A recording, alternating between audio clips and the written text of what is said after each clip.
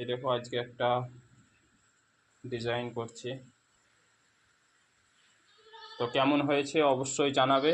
ভালো লাগলে একটা লাইক, কমেন্ট ও শেয়ার করবে। আর যারা নতুন অবশ্যই ফলো করবে, ফেসবুক থেকে দেখলে ফলো করবে, ইউটিউব থেকে দেখলে সাবস্ক্রাইব করে নেবে।